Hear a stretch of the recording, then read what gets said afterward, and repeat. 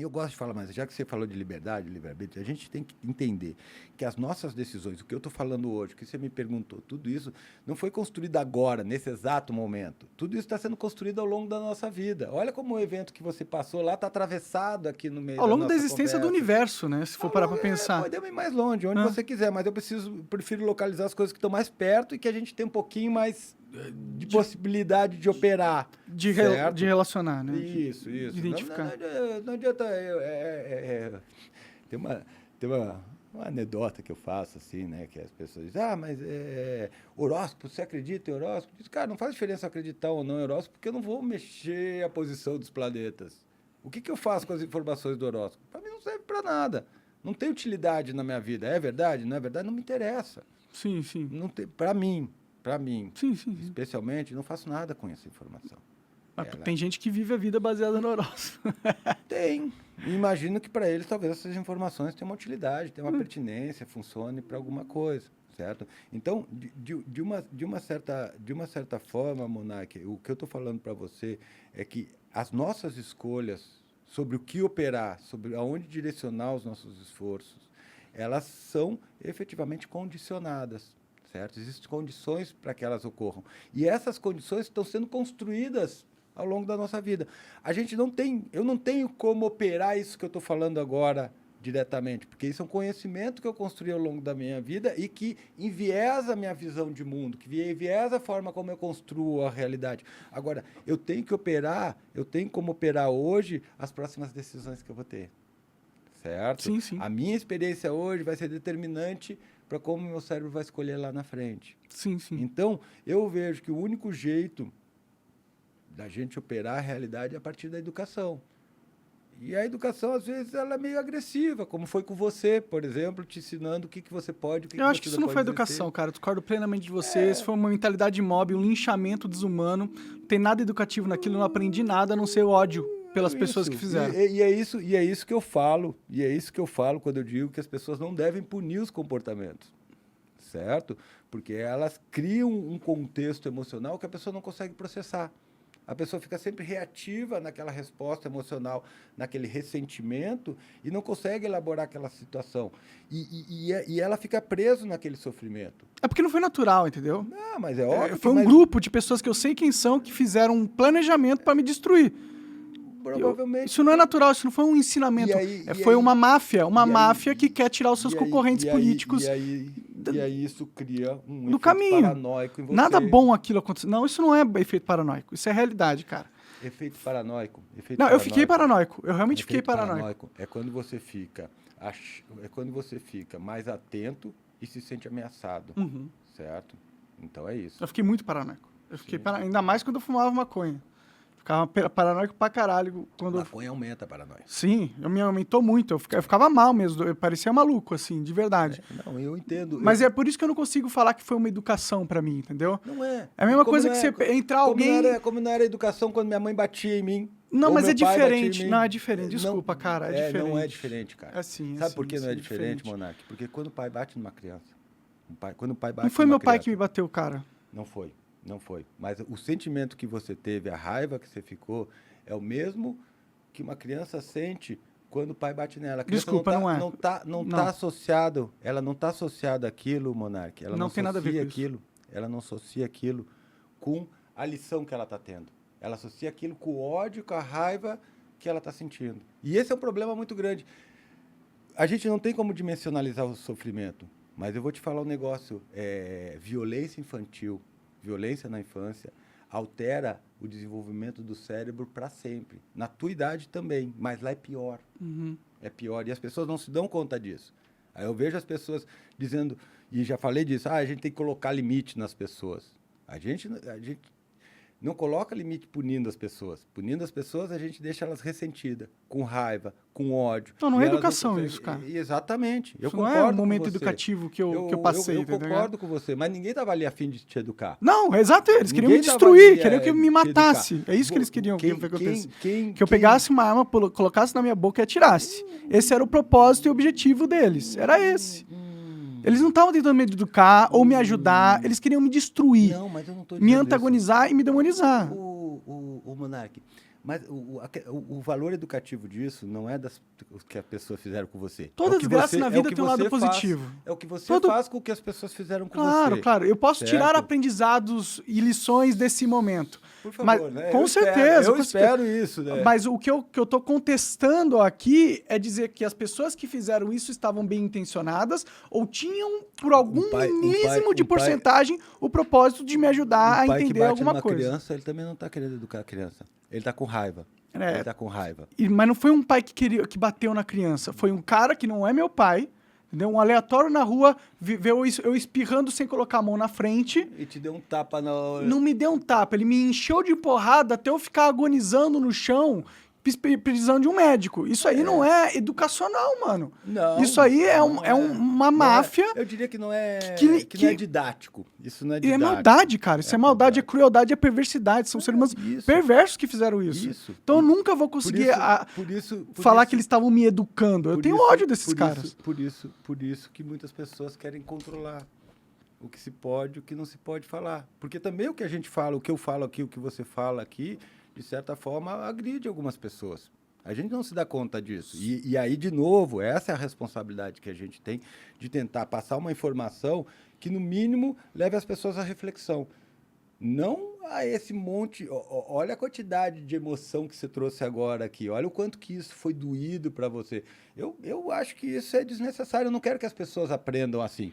Eu entendo. É claro, eu também não. Eu só acho que só veio essa emoção porque tem muita gente que fala que, não, o Monark mereceu o que aconteceu.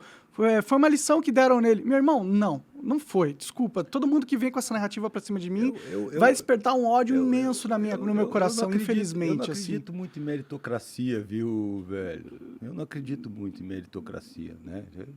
Eu acho que existem condições. E acho que todas as pessoas, como a gente já falou aqui, têm dentro do seu repertório comportamental coisas que efetivamente podem causar um impacto muito grande. Você, né? Aquilo que eu te falei, se a gente for deixar as coisas saírem do jeito que a gente está pensando aqui, o nosso pensamento não tem limite, ele vai em todos os lugares, eles criam os cenários mais absurdos, mais chocantes possíveis. E não é legal que a gente tenha a oportunidade de expor esses cenários, caso eles venham na nossa cabeça? Eu acho que você tem que pensar na utilidade do que você fala, certo? Então a arte só tem que ser útil? Então essa é a questão. Não, mas a arte é diferente. Mas por que o que a gente faz aqui falando não é arte também? Bom, se a gente botar... A gente pode fazer isso aqui ser uma arte, a gente pode ensaiar uma peça, a gente pode criar... Por que só peça é arte? Por que uma conversa não pode ser uma arte também? Porque eu acho que a arte ela tem que ter um certo grau de planejamento. Por quê? Porque ela tem que, de certa forma, despertar uma coisa em quem está consumindo ela. Né? Então, fala isso para arte moderna. Os caras pegam um balde de tinta, joga e vende por milhões. Isso, e eles conseguem vender milhões porque, às vezes, eles elaboraram uma narrativa que desperta determinadas coisas ali. A arte é visionária. A arte, ela precede a ciência, certo? Então, a arte é muito importante, cara. Mas, assim, se a gente vai se propor a fazer alguma coisa artística, a gente também tem uma responsabilidade com o que a gente vai produzir, com a mensagem que a gente vai passar. Se o cara joga isso e vê, pode ter certeza que muitas delas tem uma mensagem, que seja uma contestação do sistema, uma contestação do valor da arte, uma contestação da maneira absolutista como a arte tem que ser formal ou representativa das coisas. Então, de certa maneira, cara, se a gente se propõe a fazer uma arte, tem que ter uma construção que leve em conta essa proposta. A gente tem que dizer, olha, pessoal, o que a gente está fazendo aqui é arte, não levem a sério, tá bom? Isso aqui não tem nada a ver. Mas a arte não deve ser levada a sério? Não deve ser levada a sério no sentido de ser uma coisa que você traga ela como absoluta ou não faça uma leitura dela relativista, né? Então, você tem que olhar a arte como uma expressão de um grupo de sentimentos ou de possibilidades, e não efetivamente como algo que tem é difícil achar as palavras, mas que teria um impacto no mundo real. Vou usar, por exemplo, o Júlio Verne, né? O Júlio Verne escreveu obras de arte futurólogas, né? Ele preveu viagem à Lua, foguete, essas coisas. Dinossauros no centro da Terra. Ele preveu um monte de coisa que não dava para você levar em conta como realidade, sim, mas que criaram a possibilidade da gente ficar sonhando em ir para a Lua ou entender o que tem efetivamente no centro da Terra, que despertou a nossa atenção para planejar essas coisas, certo? Então, a arte é muito importante enquanto antevisão. Sim, e hoje ele seria preso por fake news. Eu não sei se ele seria preso por fake news, porque você pode, Monark, você pode escrever eu acho que você pode escrever uma obra artística e não ser real e não ser fake news, né?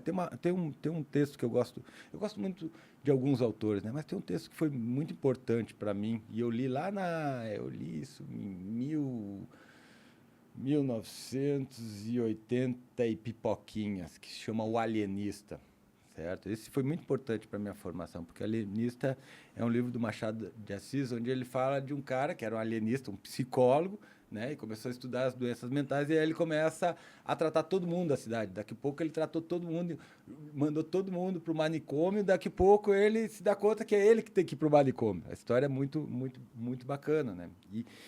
Então, quando a gente olha para essa história, a gente vê que ela não é uma história real. Mas tem um aspecto ali que é importante, por exemplo, para mim, né? Que é a coisa dessa, que todo mundo tem, digamos assim, os seus desvios, né? Todo mundo tem o seu grupo de... Ninguém é normal. Não existe normal. Não, normal é... Todo mundo está dentro de um intervalo estatístico, que é a norma, certo? Mas, assim, não é a questão da normalidade. Todos nós temos padrões de comportamento que são consensuais, aceitáveis e que a gente pode, de certa forma, compartilhar com as outras pessoas. E tem coisas que efetivamente ocorrem com a gente que não tem utilidade, não tem por que a gente compartilhar com as pessoas. Elas não servem para nada para a sociedade e não melhoram a nossa vida. Então, eu não vejo vantagem em você poder falar dessas coisas, porque elas não têm efetivamente utilidade. Poder falar sobre o quê? Sobre nazismo? Eu acho que sobre nazismo também, mas a forma como você aborda o tema, certo? Sim, eu sei que eu sou delicado e eu deveria ter abordado de uma forma melhor, tal. Você estava bêbado. Isso eu entendo. Você estava bêbado e se aproveitaram da situação para efetivamente expor um erro. Um erro. É porque eles não exporam o erro, entendeu? Eles me colocaram como se eu estivesse defendendo o nazismo. Eu não estava defendendo o nazismo. Eles atacaram a tua autorreferência e expuseram a tua autorreferência de uma forma ameaçadora. Eu concordo que foi uma violência que eles fizeram com você. Eles tiraram de contexto. É calúnia, difamação, imputação de crime. É coisa de bandido mesmo, tá ligado? Coisa de bandido que fizeram comigo. Eu entendo que nessa guerra de informações que é a internet, isso acontece e vai acontecer muitas vezes. Mas nunca será justificado. Eu não estou justificando. Não, eu sei que não. É que você coloca colocou como momento de aprendizado, uma lição que eu aprendi. Eu entendo que, de certa forma, tem lições que se aprendem em todas as coisas. Você pode perder a sua filha no acidente, tem uma lição que você vai aprender ali. O que eu disse para você é que o que te sobrou é a aprendizagem. Sim, não, com certeza, com certeza. Você ficou fudido, isso te magoou. Não, e não é justo o que aconteceu, e eu quero evitar que aconteça com outras pessoas. E quando a gente normaliza o que aconteceu comigo, a gente potencializa de acontecer com outra pessoa, sendo justificado pelas pessoas, entendeu? Vamos dizer... É só isso que é perigoso, na minha opinião. Vamos dizer o seguinte, Monark, vamos dizer que se instale, que acabe nossa democracia. Um dos grupos que está por aí tome conta da nossa democracia. Sim. E diga assim, pô, agora vamos calar o Monark. Bom, já fizeram Vamos calar Ciclano, perfeito. Você tem a escolha de continuar lutando, só que você vai ter consequência. Sim. Certo? Sim. Você tem a escolha de se silenciar. Ou você tem a escolha de criar uma estratégia onde você possa continuar expondo as suas coisas sem... De maneira mais protegida, de certa forma. mais protegida. Sim, sim. Certo? Então... Que é o que eu estou fazendo, por exemplo. Eu não estou mais bebendo ao vivo toda hora, não estou mais chapando ao vivo toda hora. Eu tenho ficado mais centrado, assim, para evitar. Perfeito, exatamente. Então, o que eu estou dizendo para você, e veja só, não estou justificando o que você disse, nem estou justificando o que você aconteceu, porque eu não estou aqui para isso. Claro. Certo? Mas o que eu estou falando para você é que a tua liberdade de escolha, ela não é necessariamente uma liberdade. Porque não é você que escolhe, é um contexto que escolhe para você. No final das coisas, sim, eu não controlo a realidade, né? Não controla. A gente não controla a realidade que a gente constrói. Sim. Então, a gente tem que partir dessa pressuposição da liberdade de expressão a partir dessa premissa, de que eu não controlo tudo que eu falo, que está sendo controlado pelo ambiente, que está sendo controlado pelos meus sistemas de crença, que está sendo controlado pelo Estado, e que, de uma forma ou de outra, a gente pode mudar a dinâmica disso. Mas a gente nunca vai fugir desses sistemas de controle. Sempre vai ter algum sistema ali que autoriza, habilita os discursos. O problema é que a gente tem 2 discursos competindo agora. E nem é 2 discursos, são múltiplos discursos. A gente tem uma cacofonia. E essa cacofonia é tão grande que a gente pegou e disse, não, esse aqui e aqui. A gente deu uma organizada geral. Mas quando você olha para cá, você vê que tem um monte de outros discursos sendo operados aqui, com grupos, inclusive, rivais aqui. E aqui é a mesma coisa. Certo? Então, é o que eu te falo, a gente está partindo, do meu ponto de vista, eu sou psicólogo, trabalho com um indivíduo, né? O meu trabalho é celular, certo? Então, o que eu estou falando para você é que onde eu opero, essa discussão, ela é legal, é importante, eu quero ouvir, eu quero participar dela, mas para mim tem um ponto anterior, que é efetivamente, por exemplo, você entender até que ponto a liberdade é importante para você, até que ponto esse discurso de liberdade está te controlando, é um contexto que te controla, até que ponto esse discurso de liberdade é economicamente viável para você. Eu não estou falando só financeiro, estou falando também de dados intangíveis, do quanto que ele te magoa, te machuca, do quanto que isso dói para você, dói para estar ali fazendo isso. Sim, sim. Então, o ambiente das redes sociais é um ambiente hoje insalubre em muitos aspectos. Sim, é uma merda. É uma merda. Todo mundo que faz isso que a gente faz fica com problemas psicológicos, assim, eventualmente. Eu vou te falar que podcast é um ótimo lugar para captar clientes. É verdade. Você acaba de assistir um corte do Monarch Talks. Agradeço demais, mas se você quiser ver o vídeo na íntegra e acompanhar ao vivo todas as transmissões, você tem que ir lá no rumble.com/monarch para não perder nada. Segue a gente lá.